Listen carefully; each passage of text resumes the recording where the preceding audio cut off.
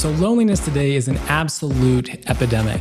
As a matter of fact, young adults are recently reporting about twice as many experiences with extended loneliness than older generations are. And this doesn't make a whole ton of sense. Obviously, as you get older, there are more circumstances and experiences that might cause you to enter into an extended period of loneliness. But for younger people who have access to a variety of different social outlets and who have access, more importantly, to one of the most robust digital communities of all time, it doesn't make much sense that younger generations are struggling with feeling alone. But when we peel back the surface of the onion a little bit more, a lot of people fall somewhere on a spectrum that either sees loneliness as something to be absolutely rejected and avoided, or on the other extreme, something to be fully pursued in alignment with self-sufficiency. Yes, there's a messy middle ground that tries to harmonize the best of both extremes, but this middle ground really doesn't acknowledge anything differently than the other two extremes do. And by the end of today's episode, I can make you 4 promises. You'll come out of this with a solid understanding of the 3 most common perspectives that people have when talking about the issue of managing loneliness. You'll come out with a unique perspective that actually elevates our vitality above the noise. You'll come away with 2 reframings, a reframing of your perspective on loneliness and of your perspective on connection. And at the very end, I'll leave you with 28 questions worth asking yourself and asking those who you hold dear in your life as you and them figure out the best way to effectively deal with loneliness from a godly perspective, and more importantly, from a Christian perspective. Welcome to the Vitality Principle, where on this podcast, I lead a deconstruction and reconstruction of the human disposition based on comprehensive truth evaluation.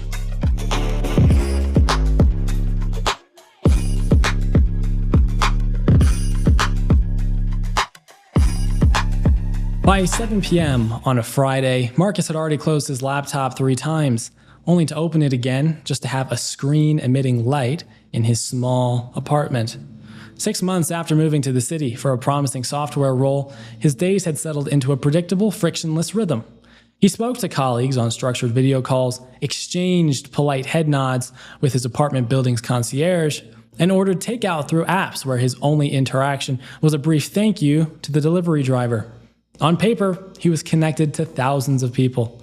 In practice, he hadn't had a conversation that touched on how he actually felt in weeks. He decided to walk down to a nearby coffee shop that stayed open late, hoping the ambient noise of human activity might wash away the quiet static in his head. Sitting in a corner booth, he watched 2 coworkers at a nearby table laugh over a shared joke, their body language effortless and relaxed. A couple by the window was quietly reading together, occasionally touching ankles under the table. Surrounding Marcus was a room full of life, yet the proximity to others seemed to make his isolation feel more pronounced, like watching a warm fire through a thick sheet of glass. His phone buzzed with a group chat notification from high school friends back at home, mostly memes and quick banter. He typed out a funny reply, but hesitated for a second, deleted it, and locked the screen. The hypervigilant voice in his head, the one that loneliness subtly amplifies, whispered that he was interrupting, or that his effort to reach out wouldn't quite land right anyway. Walking back to his apartment under the streetlights, Marcus felt that familiar, heavy sensation in his chest. It wasn't just an explosive sadness or a dramatic crisis. It was simply the quiet realization that he was moving through a crowded world completely unseen, and the nagging, uncomfortable uncertainty of how to bridge that gap.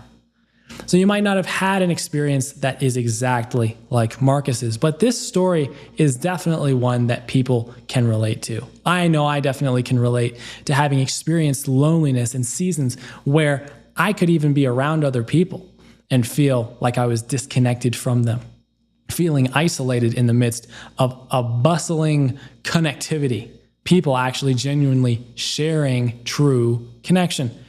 And so whether or not you've experienced this exact circumstance, the sentiment is real. Loneliness is something that's experienced by people all the time. Like we talked about earlier, it is an epidemic in our day and age.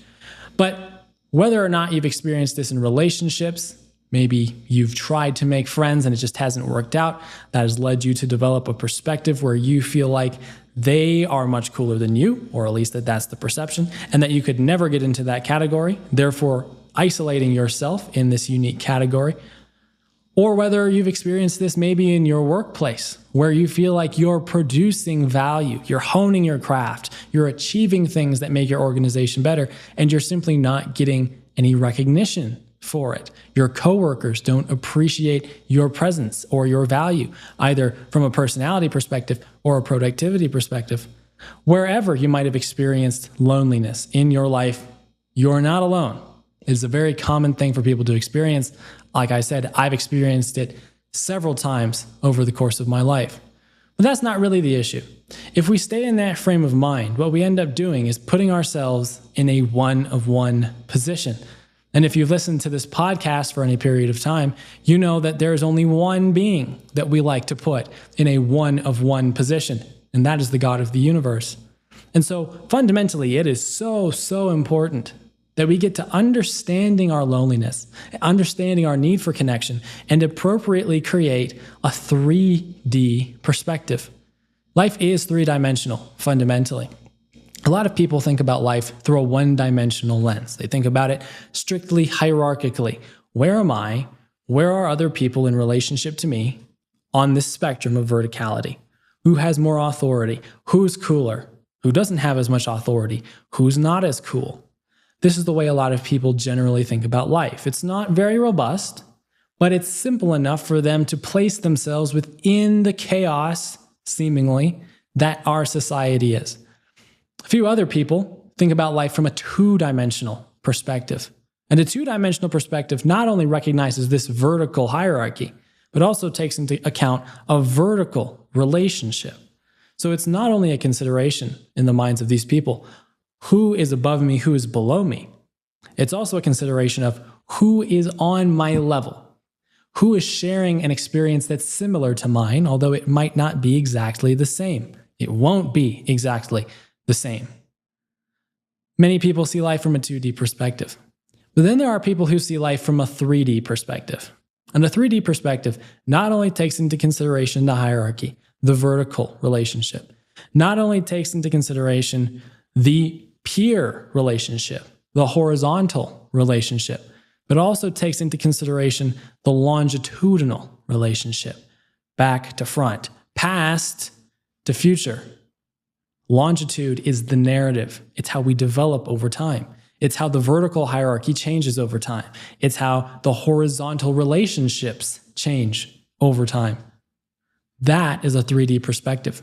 And so fundamentally, at the outset, as we get into how to manage and effectively deal with loneliness, we have to start by recognizing that life is three-dimensional.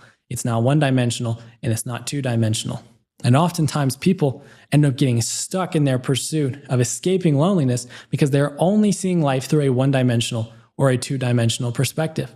You have to see all three dimensions. You have to see the hierarchy. Who has more authority in what circumstance? You have to see the horizontal. Who are my peers that influence me and who I influence? But arguably, most importantly, you have to see the narrative. You have to see what is the timeline? What is happening? What has happened? Who's in charge of the story? When we see life through a three-dimensional perspective, our fundamental approach to life changes, and we're much better at tackling issues like loneliness than we would be if we held a one-dimensional or two-dimensional perspective. So that said, at the outset, let's talk about the general perspectives that people have on loneliness in a little bit more detail. In the introduction, I mentioned that there are generally two extremes that people fall into when thinking about the issue of loneliness. And then there's this messy middle ground where people try to combine the best, quote unquote, of both extremes to try to find a happy compromise. On one side of the extreme, you have the people who believe that loneliness is indicative of failure. Whether it be on the biological front, the moral front, or the mental front, the people in this group generally believe that loneliness is something to be avoided at all costs. Experiences of loneliness to these people is an indication that something isn't working correctly.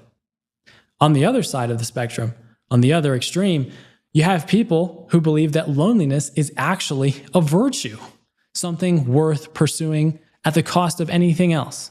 The people in this category would believe that People inherently are untrustworthy. People provide incorrect information.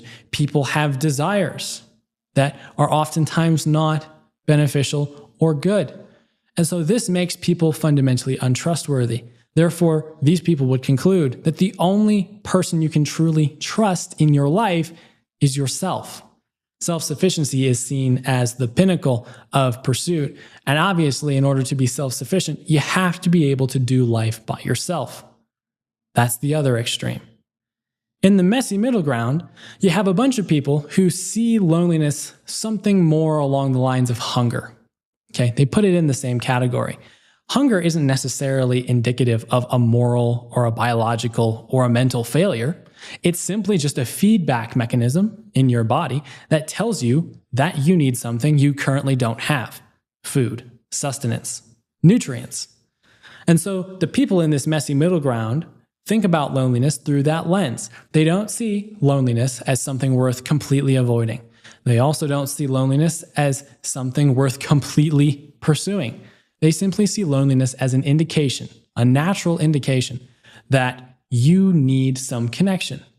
But you don't always need connection, just like you don't always need to be eating at every moment in the day.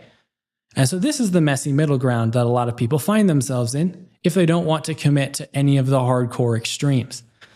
However, this messy middle ground doesn't really deal with the fundamental errors that both extremes make. Obviously, it does its best to find a way to harmonize what it considers to be the best of both perspectives. Yes, you need loneliness, just like you need moments in the day where you're not eating. Yes, you need moments where you are alone in order to fully process your thoughts and emotions and be reflective on yourself, reflect on your current life positioning, if you will. But ultimately, it's no different than either of the two extremes, because each of these three perspectives fundamentally centers around the pursuit of control. On the one extreme, the perspective that loneliness is indicative of some sort of failure, the desire for control is going to be in relationships. It's going to proclaim that you need to find people who can bring you happiness, who can bring you pleasure, who can bring you comfort, just so that you never experience loneliness at all. And that is not necessarily a great perspective to have, because depth in relationships is also important. Transparency in relationships is also important. And we'll get to this a little bit later on. And so control is central to extreme number one. Control is also central to extreme number two, but in a different way. In extreme number two, where loneliness is seen as a virtue worth pursuing, what we see is that the control in this circumstance, in this pursuit, would be control over self, control over your story. You don't want to let other people impact your story too much because they're not trustworthy. They provide bad information. They have ungodly, unrighteous motives. That makes them untrustworthy. And so you have to be self-sufficient. In order for you to be self-sufficient, you have to control yourself so you can write your own story independent of other people. And so control is very central to extreme number two as well. But control is also central to the messy middle ground. In the messy middle ground, you're not controlling others, procuring specific relationships that bring you a certain feeling. You're not controlling yourself, such that you're the only one who's in charge of influencing your mind and who is contributing to the value that you perceive that you have. In the messy middle ground, you're controlling your routine, your schedule.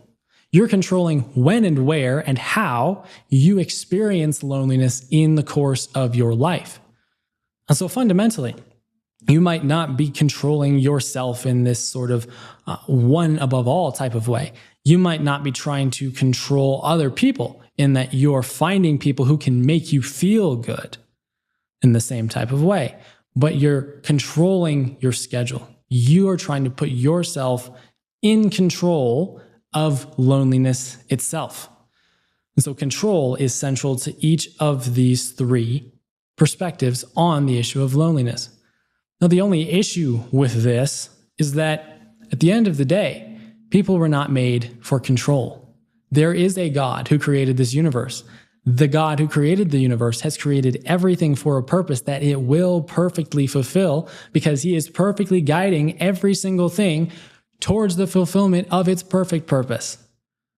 God himself is not a God who is simply in control. Yes, God is in control over absolutely everything, every creature, every event, every single thing that happens. Every atom in the universe is under the control of God. He upholds everything by his power. He has ordained every event that happens on the timeline. This is all stuff that we know to be biblically extracted and true, and it's worth trusting in. But at the end of the day, God is not only in control. Control is a very rigid, cold mechanism, fundamentally, the way we think about it. Control relies on pure hierarchy and power dynamics in order to achieve certain outcomes. God is certainly in control over every single thing that happens. Good, evil, right, wrong, good, bad, what have you. For his glory, by the way. God is in control of absolutely everything. Go see the example that Joseph had over the course of his lifetime to see how truly in control God is over all kinds of people and the motives and intentions of humanity in order to achieve good outcomes for his people that bring him glory. But God is not only in control, God is also unifying himself with all kinds of creation. This is why Jesus Christ's person and work were so central to the entire narrative of our reality.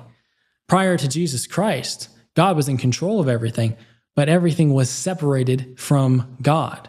Being created, having certain limitations, means that reality is not God. It is not one with him naturally. It requires him to supernaturally unite it to himself. All kinds of creatures, all kinds of environments. And the person and work of Jesus Christ united divinity with humanity. It united the uncreated, perfect, immortal, etc. God of the universe to a created species of being who sinned and brought a curse into the created order. And so by uniting divinity with humanity, living out a perfect life, being judged and convicted by his own law, and then executed by all kinds of people, Jews and Gentiles. Jews, obviously, on the conviction side more so, Romans on the execution side more so. In this experience, and then rising from the dead 3 days after his execution, God brought the pathway to unity with himself for humanity. He actively brought it. He actively facilitates it, not only back then, but in today's day and age. God is a God of unity because God is a God of love. He is love. And love fundamentally seeks unity. It seeks connection. It seeks satisfaction that does not happen at the expense of others, but happens at the mutual benefit of both parties involved. And so God is a God of unity and control, both. People are either people who seek control or who seek unity, and regardless of which one we're seeking, we seek it very poorly, relatively speaking, as created beings.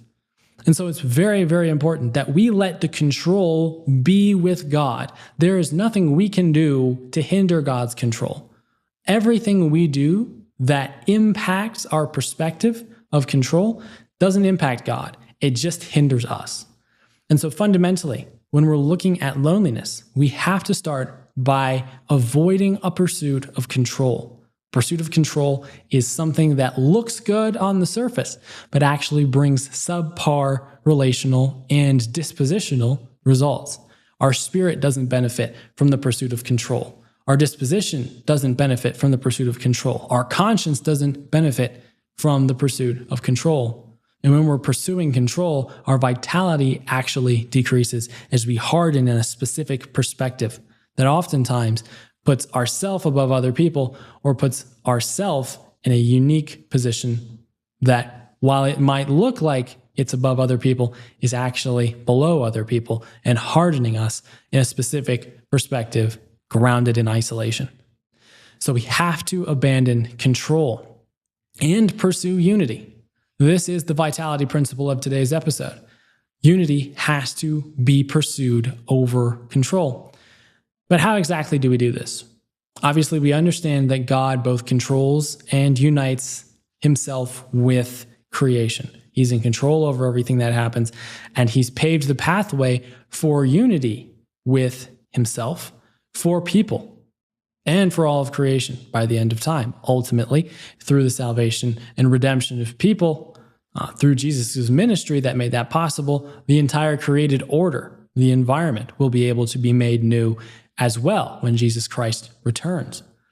But fundamentally, as far as we're concerned, now that we understand who God is, we've remembered what exactly he's doing in our reality, the focus now shifts to us. Not necessarily what can we be doing differently, but fundamentally, what are we doing that we need to stop doing? So this is where we start to break out our understanding of loneliness and connection. It's two sides of the same coin, but understood slightly differently. We're going to start by reframing our perspective on loneliness. Oftentimes when we think about loneliness, there are three major aspects to the general feeling that people who are lonely experience. Obviously, number one is the creation of a boundary. And this boundary says that I exist within a box, so to speak. Everyone else exists outside of a box, and I'll never be able to break that barrier. That's the boundary that's often set by people who are in extended seasons of loneliness. They don't feel like they can be connected to other people because of that barrier that they perceive to exist. The second aspect of our loneliness consideration oftentimes is this continuity. Not only is there this barrier that exists between me and other people, but this is a barrier that is just not breakable. This barrier will never change. It will permanently be the case that other people exist in a position superior to mine. That's the second consideration we often have when we're thinking about loneliness. The third consideration we often have is that this is a sustained barrier. Not only will it not change, but it sustains itself over the course of time. So not only will I never be able to get outside the box and join the group of other people, but over time, my condition actually just gets worse the more I sit and reflect on my isolation, on my lack of ability to connect with other people and to build meaningful relationships. This is a self-sustaining problem that just creates a loop that hardens our vitality and that weakens our resolve, our drive to be people and to live life purposefully. And so these are the three main aspects of loneliness. And so as we reframe them, we have to reshape the way we think about each of these three things. We don't want to replace them. These are natural aspects of the human experience. What we want to do is redefine how we think about each of these three categories. So firstly, when it comes to our boundary, the boundary absolutely should not be us versus others. Others are not superior to us. All people are made in the image of God, and God will judge all people without partiality. There is no person who is greater in the eyes of God than another person. And so when we're thinking about other people, we have to swap the people who are on either side of the boundary. Okay? Within the box, we have to put every single person. We're not going to bring ourselves outside of the box into the superior class. We already believe that God is the only supreme and superior being who exists. And so we can't place people in that hierarchy, in that position. We have to bring people inside the box. We have to start seeing ourselves in other people. Not only does that make people more relatable, but it also creates an opportunity for our perspective to see God as the one who is supreme. God is the only one who is outside the box, the only one who is supreme and superior over everything else that exists. The only one who we cannot do anything to build connection with, because he is the one who has to build connection with us as creatures who are naturally separate from him. That's not the case with human beings. We can build connections with human beings because we are equals. And so fundamentally, as we redefine this boundary when it comes to loneliness, we have to bring people inside of our perceived box. We have to see ourselves in them. which makes relatability more easy, but also puts God outside the box as the only one who is supreme and superior over all other creatures and our relationships. That's how we redefine the boundary. As we redefine the continuity aspect of loneliness, now we start to see God's immutability come into play here. The fact that God does not change. And so just like all people are inside the box, and that's not something that we can ever do. We can never do something to be on God's plane, on God's level of superiority. God will never change. God will never change that gap. He will never, ever bring us onto an even playing field with him unless we're united with him. There is never anyone or anything separate from God that is on his level of supremacy and superiority. He alone holds that position. And so we can rest assured that we will always be equals with every single other person who ever exists, and that God will always be God above every single other person who exists. And that dynamic will never change. Obviously, unity with God is possible, and in that sense, you are in a better position when you are united with the God of the universe. But that does not make you a better person than those who are not united with the God of the universe. So that's how we redefine the continuity aspect. God's position never changes. He is always superior and supreme. Human position never changes. We are always inferior to him and equal with each other. Thirdly, we have to talk about the aspect of sustenance. Who's sustaining this reality? And is it improving over time, or is it degrading us like our self-sustaining, depressive type of loneliness seasons do? Does it harden our vitality over time, or does it improve our vitality over time? And the answer to both of those questions is that number one, God is the one who sustains this reality.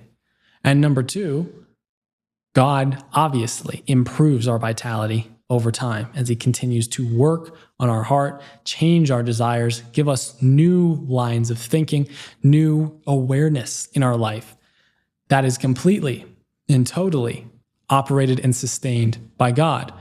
We are the beneficiaries of that, especially those of us who are united with him.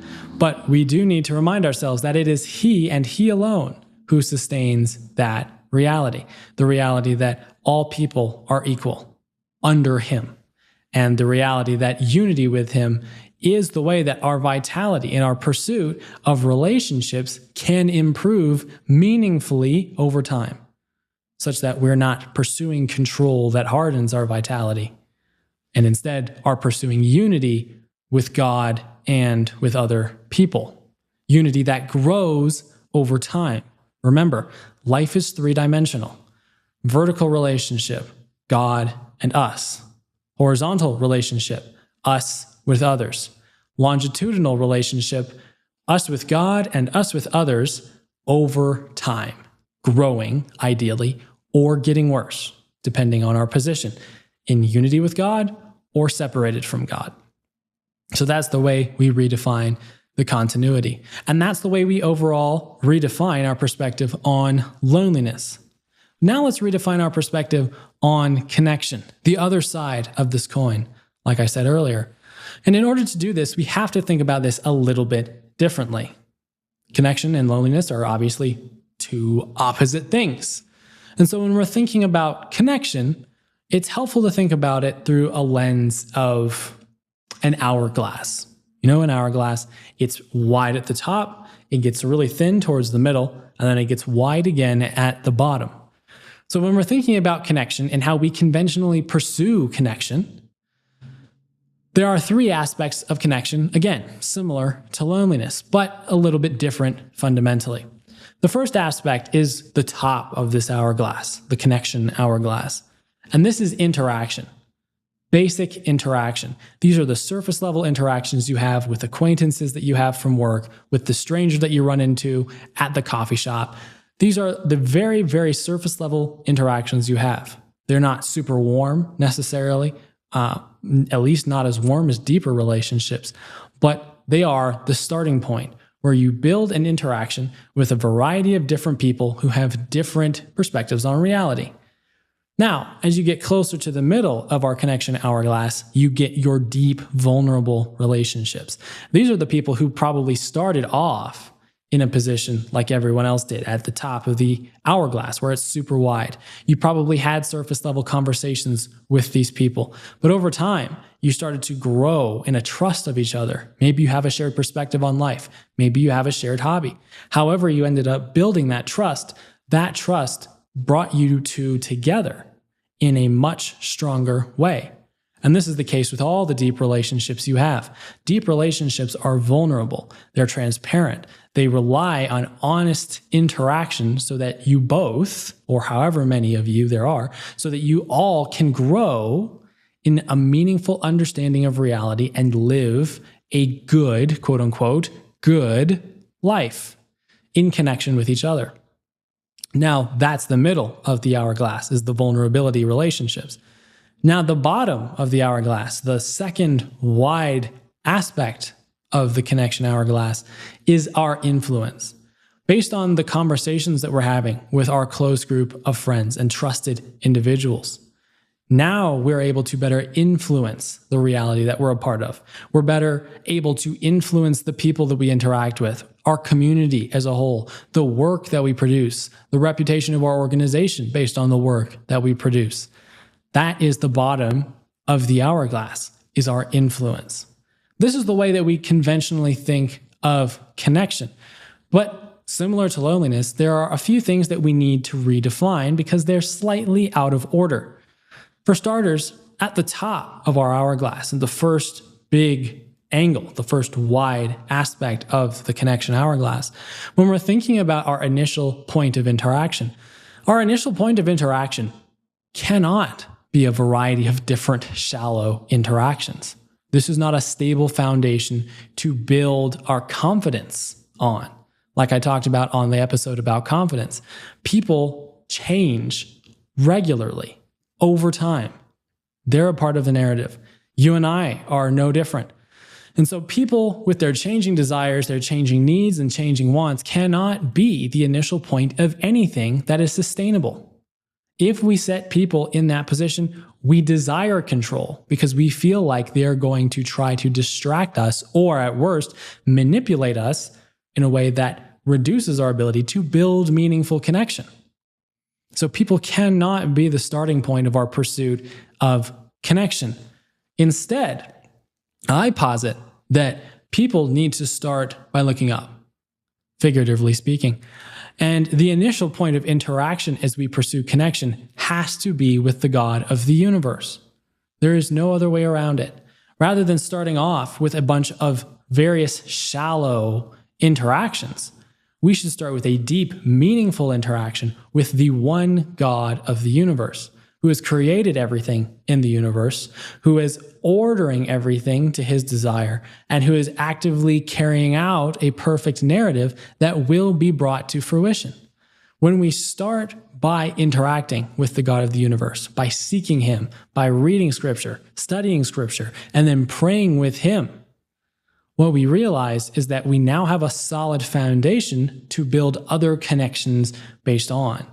We're not letting people dictate our stability in relationship and connection. We're letting God dictate that so that whether or not we're around others or by ourselves, we have a solid rock to stand on. Our perspective can hold together. That is the importance of putting God first in our connection hourglass.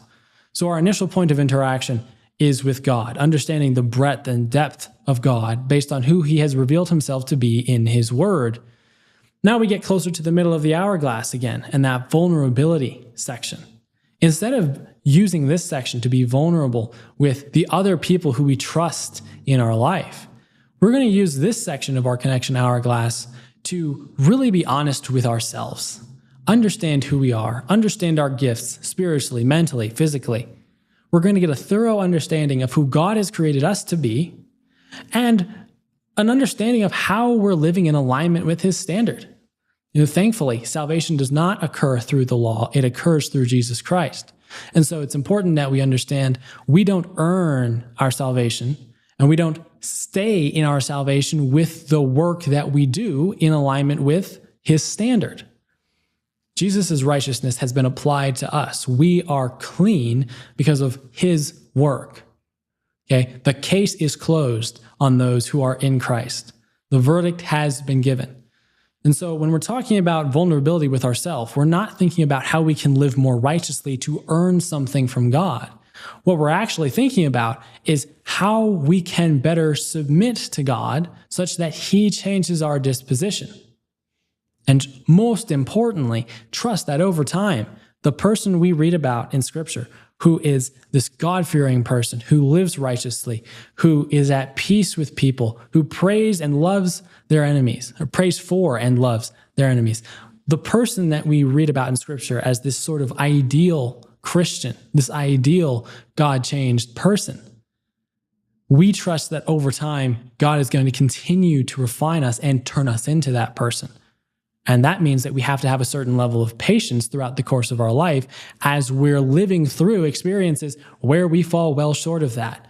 But the point of acknowledging that we're falling short of his standard in certain aspects of our life is not so that we feel shame or feel guilt or regret. It's so that we acknowledge that he alone is the one who can make us one with him, who can make us a good image bearer and reflector of him and his standard of holiness in conduct and in thought and in desire. That is our goal in being vulnerable with ourselves. And then over time, what we'll start to see is that God will change us into a person that we were not at another point in time. Again, three-dimensional thinking about life is so important. Vertical relationship, horizontal relationship, longitudinal relationship. But as far as other people are concerned, speaking of the horizontal relationship, that's now the third aspect of our connection hourglass. People are now all going to be put on the same playing field. That does not mean that we have the same exact relationship with every single individual at this part of the connection sphere. But it does mean that fundamentally, we are approaching every relationship we have through a lens of influence, whether it be the acquaintance at work, whether it be the person at the coffee shop, whether it be our wife, our girlfriend, our boyfriend, whoever it is that we have a relationship with, we are now centering them together in the same field in the hierarchy of consideration when it comes to connection. But we're addressing each relationship uniquely based on the needs and wants of that person.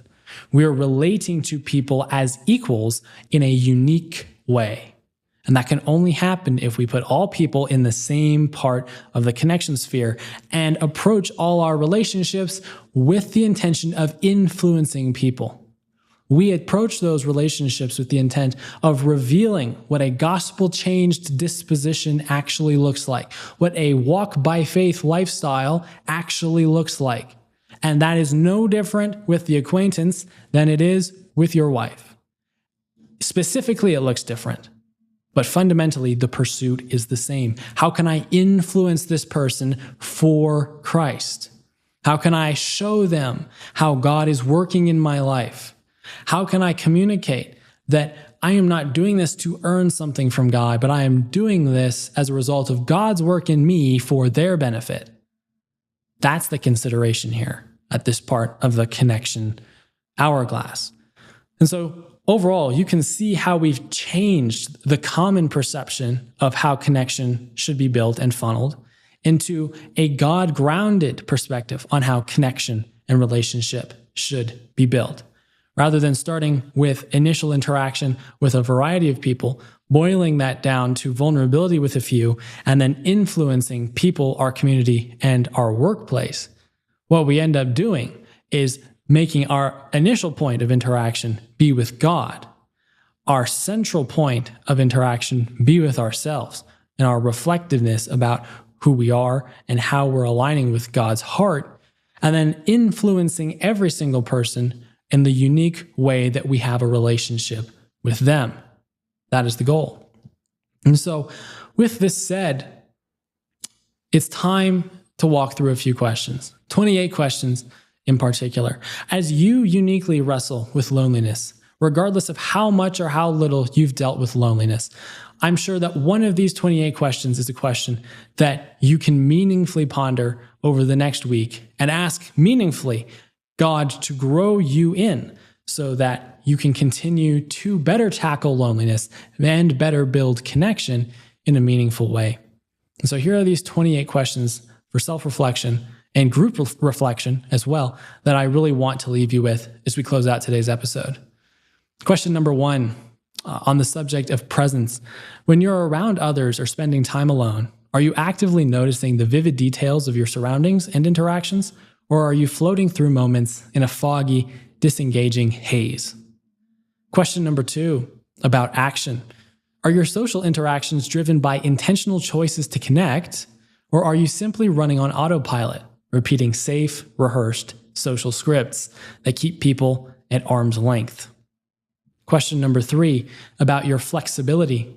When social plans change or an interaction doesn't go as expected, can you easily adapt and pivot, or does the unexpected disruption trigger withdrawal and isolation? Question number 4, self-observation. Are you observing your inner loneliness with compassionate awareness of your current emotional state, or are you sinking into a belief that your feelings and you yourself are entirely insignificant? Question number 5, about initiation. Are you taking deliberate, proactive steps to reach out to others, or are you passively waiting for someone else or external circumstances to fix your isolation? Question number 6, about resistance. Are you actively resisting quick-fix distractions like endless scrolling or short-term comfort in favor of the harder, long-term effort required to build genuine connections? Question number 7, momentum. Are you actively steering your social life towards meaningful interactions, or are you letting day-to-day routine push you into deeper isolation? Question number 8, about ownership. Are you taking full ownership of the effort needed to build relationships and accepting the outcome, or leaving your desire for connection as an unexecuted, static idea? Question number 9, about boundaries. Do you tune into whether a relationship gives you genuine peace or quiet unease from the start, or do you ignore those initial signals and end up having to constantly defend your strategy later? Question number 10, accountability. When you feel isolated, do you look at what you can personally do to change it, or do you default to external excuses about why connection is impossible? Question number 11, about endurance. Are you willing to endure the temporary vulnerability and awkwardness of new connections, or do you retreat into familiar comfort to protect your ego? Question number 12, clarity. Can you state what you need from others in a simple, direct way, or do you overcomplicate and overthink your communications until your true intent gets lost? Oftentimes, I personally struggle with that. Question number 13, insight. When you feel a sudden, clear realization about what's missing in your social life, do you act on it, or do you overanalyze and dissect it until the moment passes? Question number 14, physiology. When loneliness manifests physically, like tightness in your chest or heaviness in your gut, do you acknowledge it immediately, or do you dismiss it as irrelevant? Question number 15, fluidity. Do you meet people as they are in the present moment, or are you trying to force every interaction into a rigid, prepackaged expectation of how relationship looks like or should look like? Question number 16, trust. When deciding whether to trust someone, are you relying on vague, unexamined gut feelings, or can you clearly articulate what makes a relationship safe and reliable? Question number 17, grounding. Are you evaluating your social standing based on objective facts, like we haven't talked in a week because work was so busy, or are you applying a rigid narrative? For example, they don't care about me. Question number 18, curiosity. Are you genuinely curious about people and open to being proven wrong? Or are you selectively picking up on cues that confirm your belief that nobody gets you? Question number 19, consistency. Is your effort to build relationships built on a consistent, repeatable routine, or do you only reach out when your mood arbitrarily dictates it? Question number 20, humility. Are you willing to recognize where your own behavior might contribute to your isolation? Or do you feel immune to self-correction when social dynamics go wrong? Question number 21, emotion. Are you allowing yourself to fully feel the raw emotion of needing human connection? Or have you flattened your emotional response into an armor of indifference? Question number 22, value. Are you actively investing time in things and people you deeply value? Or are you protecting yourself behind a wall of cynical detachment? Question number 23, vulnerability. Are you willing to accept the risk of rejection for a chance at genuine intimacy? Or do you hide behind indifference to avoid the emotional risk altogether? Question number 24, physiology. Do you experience your physical body and mind as a connected whole during social settings, or do you feel completely disconnected from your physical self when around others? Question number 25, coherence. Do the places you go, the roles you play, and the actions you take align with what you actually value in relationships, or is there a fundamental mismatch? Question number 26, narrative. Is your personal life narrative an authentic continuation of your lived experience, or are you playing a performative role just to fit in? Question number 27, authenticity. When you share parts of yourself with others, is it a legitimate expression of who you are, or a filtered, hollow version meant to gain quick approval? And lastly, question number 28, delineation. Can you distinguish between what you are personally experiencing and choosing right now versus what external circumstances or past environments have imposed upon you? Whether it be all of these questions or just one of them, I hope that in the course of hearing these questions and thinking about these questions, that one of these questions really hit you and struck you as an area that you can grow your vitality in. I hope that you choose to grow your vitality in alignment with Jesus Christ, His person and work, salvation by grace through faith, and grow your alignment with the God of the universe by understanding His identity and purposes such that He can guide you into an ideal lifestyle and a peaceful conscience. And in this particular context, help you to effectively tackle loneliness in relationship with Him and in better grounded relationship and pursuit of relationship with other people. Thank you for listening to this episode of The Vitality Principle. I hope you enjoyed it sincerely. If you did, don't forget to subscribe to this channel, to like this content, and to share this content with a friend who you think needs it most right now. But until our next episode, I pray you have a fantastic week. Till then, take care, peace out, and always be vital.